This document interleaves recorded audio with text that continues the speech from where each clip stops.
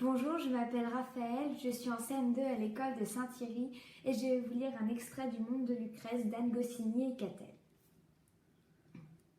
Le déménagement. Ma maison fait partie de moi. Je n'en ai jamais connu d'autre. Mes parents y habitaient avant ma naissance et puis, quand Georges est arrivé dans la vie de maman, elle n'a pas déménagé.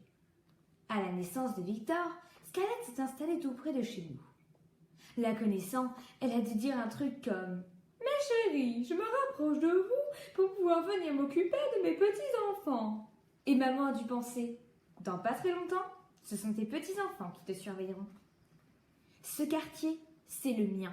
J'aime bien ce mot « quartier ». Il dit parfaitement ce que je ressens. Si je devais partir d'ici, je laisserais au moins un quart de moi. Tous les commerçants me connaissent, surtout la boulangère à cause des bonbons.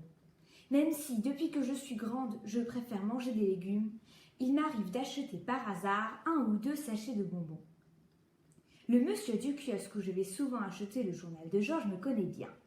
Il m'appelle Lulu. Un jour, il m'a dit « Lucienne, c'est pas trop dur à porter comme prénom pour une fille de ton âge ?» Il est loufoque, lui. Jamais mes parents n'auraient choisi un prénom compliqué. Quand j'ai eu Madonna, je suis allée la présenter à tout le quartier. Et parfois, l'épicier me garde des tomates cerises pour ma tortue, tellement il la trouve jolie. Décidément, Madonna ne laisse personne indifférent. Ce matin, alors que je mettais mon blouson pour partir au collège, Georges m'a dit que, pour le dîner, il nous emmenait au restaurant, maman, Victor, Scarlett et moi. « On n'est même pas samedi !» Je me suis étonnée. « Je sais, il a fait. Mais j'ai quelque chose à vous annoncer. » Moi, je n'aime pas trop les mystères, sauf dans les séries ou au cinéma. En fait, je crois que j'aime bien les mystères chez les autres, quand ça ne me concerne pas. Toute la journée au collège, j'ai pensé à ça. Ce soir, Georges nous emmène au restaurant, j'ai dit Oline. Tu en as de la chance, m'a répondu Pauline, qui pourrait faire des kilomètres à pied pour une pizza. Ce soir, a poursuivi Aline. Mais à quelle heure tu vas te coucher? Elle est loufoque, elle. Parfois, on dirait qu'elle a déjà des enfants. Mais pourquoi?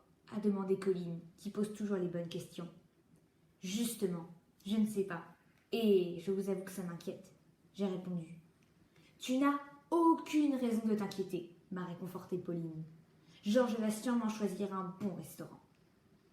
Quand je suis rentrée à la maison, j'ai fait mes devoirs. Maman est arrivée. Je la reconnais parce que son trousseau de clés fait un bruit retentissant quand elle le pose sur la console de l'entrée. D'ailleurs, un jour, Victor lui a demandé si elle avait les clés des cellules de tous les prisonniers qu'elle n'avait pas bien défendus. Georges est arrivé, suivi de près par Scarlett.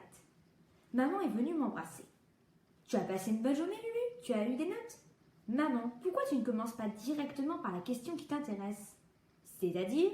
Eh bien, ça donnerait « Tu as eu des notes? Tu as passé une bonne journée ?» Maman rigolait en me disant qu'elle n'aurait pas voulu une autre Lulu. Elle est loufoque parce que, de toute façon, elle n'a pas eu le choix.